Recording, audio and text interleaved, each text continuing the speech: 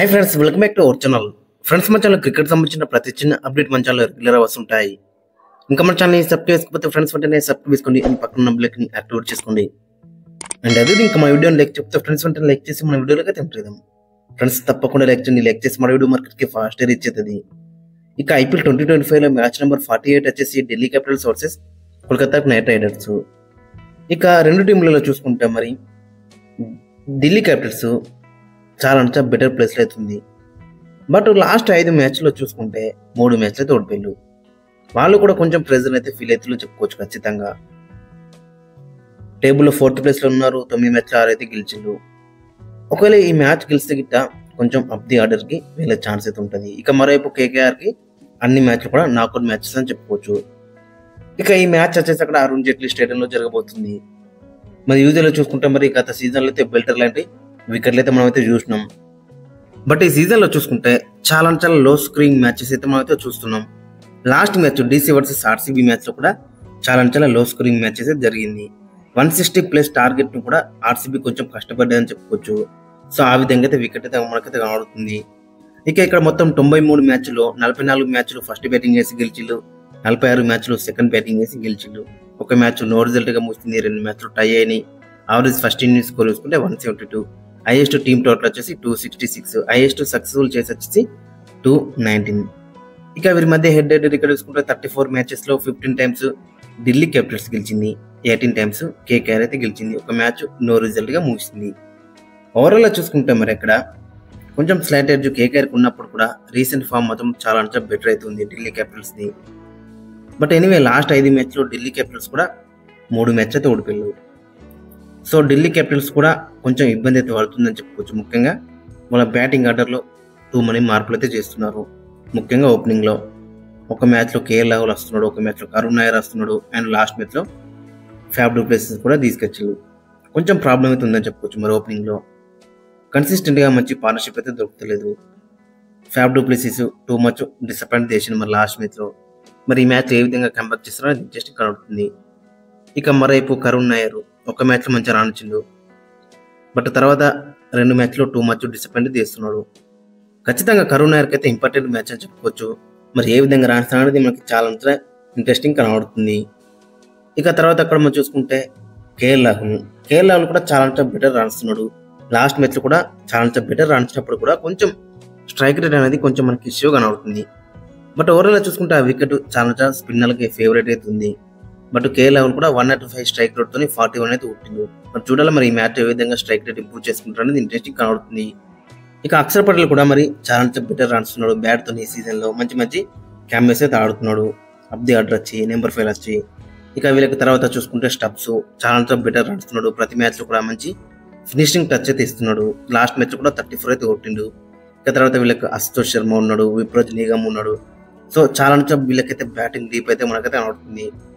But Ashutosh Sharma గత మ్యాచ్లో చూసుకుంటే చాలా డిసప్పాయింట్ చేసిండు. మరి ఈ మ్యాచ్ ఏ విధంగా రాణిస్తారో అది ఇంట్రెస్టింగ్ కనబడుతుంది. ఫస్ట్ మ్యాచ్లో మాత్రం చాలా బెటర్ రాణించిండు, బట్ తర్వాత ఛాన్స్ రాలేదు. ఛాన్స్ దొరికినా అని చాలా డిసప్పాయింట్ చేసిండు కొన్ని మ్యాచెస్లో. ఇక వీళ్ళ బౌలింగ్లో చూసుకుంటే బౌలింగ్ అటాక్ మాత్రం చాలా డెడ్లీగా కనబడుతుంది. అక్కడ మనం చూసుకుంటే కుల్దీప్ యాదవ్, అక్షర్ పటేల్ స్పిన్ డిపార్ట్మెంట్లో ఇద్దరు చాలా డెడ్లీగా కనబడుతున్నారు. ఇక పేస్ బౌలింగ్లో చూసుకుంటే ఓన్లీ మిచెల్ స్టార్క్ కన్సిస్టెంట్గా మంచిగా రాణిస్తున్నాడు. ముఖేష్ కుమార్ 2 మచ్ డిసప్పాయింట్ చేస్తున్నాడు. దుష్మంత్ చార్మిరా కూడా డిసప్పాయింట్ చేస్తున్నాడు. ఖచ్చితంగా ఈ మ్యాచ్లో టీ నటరాజన్ ఆడే ఛాన్స్ అయితే ఎక్కువ కనబడుతుంది. ఒకసారి వీళ్ళ యొక్క ప్లేయింగ్ లో మనం చూసుకుంటే Faf du Plessis and Abhishek Porel ఓపెనింగ్లో బరిలోకి దిగుతారు.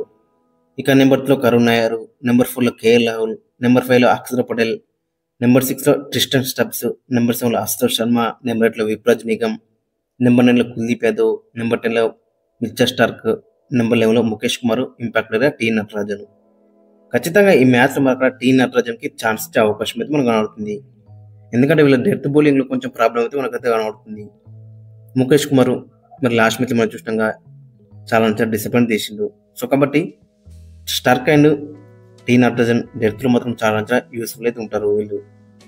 ఇక మరోవైపు కేకేఆర్ చూసుకుంటే కేకేఆర్లో కూడా 2 మనీ ప్రాబ్లమ్స్ అయితే కనబడుతున్నాయి. మరి వీళ్ళకి అన్ని కూడా నాకౌట్ మ్యాచెస్ అని చెప్పుకోవచ్చు. 9 మ్యాచ్లో 3 గెలిచిలు 5 అయితే ఓడిపోయారు. ఒక మ్యాచ్ నో రిజల్ట్గా ముగిసింది. టేబుల్లో 7th ప్లేస్లో అయితే ఉన్నారు. బ్యాటింగ్లో వీళ్ళకి 2 మనీ ప్రాబ్లం అయితే మనకైతే కనబడుతుంది. బౌలింగ్లో కూడా గత మ్యాచ్లో చూసినాగా చాలా డిసప్పాయింట్ చేసిళ్ళు. బ్యాటింగ్లో చూసుకుంటే అజింక్య రహానే అండ్ అక్కడ చూసుకుంటే అంగ్రీష్ రఘువంశీ వీళ్ళిద్దరే కన్సిస్టెంట్గా రాణిస్తున్నారు. బట్ మిగతా వారందరూ కూడా చాలా డిసప్పాయింట్ చేస్తున్నారు. అక్కడ మెయిన్గా చూసుకుంటే Venkatesh Iyer two much disappoint అయితే ఇస్తున్నాడు.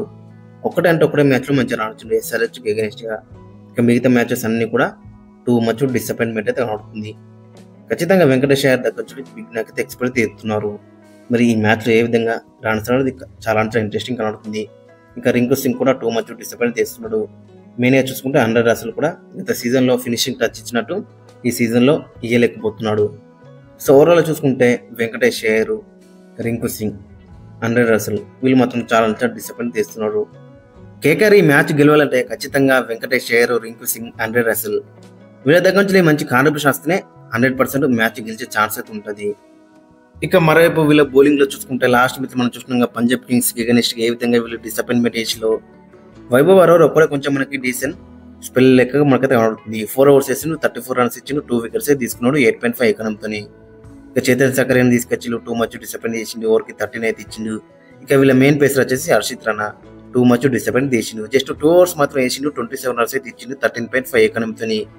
ఇక వీళ్ళిద్దరు స్పిన్నర్స్ సునీల్ నారాయణ 8.8 ఎకనం అయితే ఉంది, 4 overs 35 runs ఇచ్చిండు. ఇక వరుణ్ చక్రవర్తి 4 overs 39 runs అయితే ఇచ్చిండు. వీళ్ళ బౌలింగ్లో కూడా చాలా ప్రాబ్లం అయితే మనకైతే ఉంటుంది. ఇక ఈ మ్యాచ్లో ఖచ్చితంగా మొయిన్ అలీని తీసుకొచ్చే ఛాన్స్ అయితే ఎక్కువ ఉంటుంది. ఎందుకంటే ఢిల్లీ వికెట్ కొంచెం స్పిన్నర్కి ఫేవరెట్ ఉంటుంది కాబట్టి ఖచ్చితంగా మొయిన్ అలీని తీసుకొచ్చే ఛాన్స్ అయితే ఎక్కువ ఉంటుంది. ఒకసారి ప్లేయింగ్లో చూసుకుంటే అక్కడ మరి రెహమాన్లో గుర్బాజ్ అండ్ సునీల్ నారాయణ ఓపెనింగ్లో బరిలోకి దిగుతారు. ఇక నెంబర్ 3లో అజింక్య రహానే, 4లో వెంకటేష్ అయ్యర్, 5లో రింకు సింగ్, 6లో ఆండ్రే రసెల్, 7లో మొయిన్ అలీ, అన్రిక్ నోకియా, 8లో రమన్దీప్ సింగ్, 9లో హర్షిత్ రాణా, 10లో వైభవ్ అరోరా, 11లో Varun Chakravarthy, impact player Angkrish Raghuvanshi. So overall చూసుకుంటే మరి నేమ్స్ చాలా బెటర్గా కనబడుతున్నప్పుడు కూడా మరి పర్ఫార్మెన్స్ అయితే మనకైతే కనబడట్లేదు. మరి ఈ మ్యాచ్ ఏ విధంగా కంబ్యాక్ చేస్తారని ఇంట్రెస్టింగ్ కనబడుతుంది. మెయిన్గా చూసుకుంటే వెంకటేష్ అయ్యర్, రింకు సింగ్, ఆండ్రే రసెల్ వీళ్ళకిట మంచి రాస్తాకు మాత్రం ఖచ్చితంగా మ్యాచ్ అనేది చాలా ఇంట్రెస్టింగ్ ఉండబోతుంది. మరోవైపు ఢిల్లీ క్యాపిటల్స్ కూడా కొంచెం డిసప్పాయింట్ చేస్తున్నారు. గత లాస్ట్ 5 మ్యాచ్లో మరి 3 మ్యాచ్లు ఓడిపోయారు. సో కాబట్టి వీళ్ళు కూడా కొంచెం డిసప్పాయింట్మెంట్ అయితే చేస్తున్నారు. లాస్ట్ మ్యాచ్ కూడా ఓడిపోయి వస్తున్నారు కాబట్టి మరి వీళ్ళు ఏ విధంగా కంబ్యాక్ చేస్తారని ఇంట్రెస్టింగ్ కనబడుతుంది. బట్ ఎనీవే కేకేఆర్తో పోలిస్తే మాత్రం ఢిల్లీ దగ్గర మంచి టీం అయితే ఉందని చెప్పుకోవచ్చు. అందరు కూడా మంచి ఫామ్లో ఉన్నారని చెప్పుకోవచ్చు. మెయిన్గా చూసుకుంటే వీళ్ళ బౌలింగ్ అటాక్ అనేది చాలా డేంజరస్గా మనకైతే కనబడుతుంది. కుల్దీప్ యాదవ్, అక్షర్ పటేల్, మిచెల్ స్టార్క్, ముఖేష్ కుమార్, ఇంకా టీ నటరాజన్ వస్తే టీ నటరాజన్. సో ఓవరాల్ చూసుకుంటే బౌలింగ్ యూనిట్ అనేది చాలా డేంజరస్గా డెడ్లీగా కనబడుతుంది. కొంచెం వీళ్ళకి బ్యాటింగ్లోనే ప్రాబ్లం అవుతుంది. బట్ బ్యాటింగ్లో కూడా కేఎల్ రాహుల్ కన్సిస్టెంట్గా రాణిస్తున్నాడు అండ్ స్టబ్స్ కూడా మంచి ఫినిషింగ్ టచ్ అయితే ఇస్తున్నాడు. ఫ్రెండ్స్ మరి మీ యొక్క ఒపీనియన్ అయితే కింద కామెంట్స్ కింద మెన్షన్ చేయండి. మరి ఏ టీం గెలుస్తుంది అండ్ మీ యొక్క ప్లేయింగ్ లో కూడా కింద కామెంట్స్ కింద మెన్షన్ చేయండి.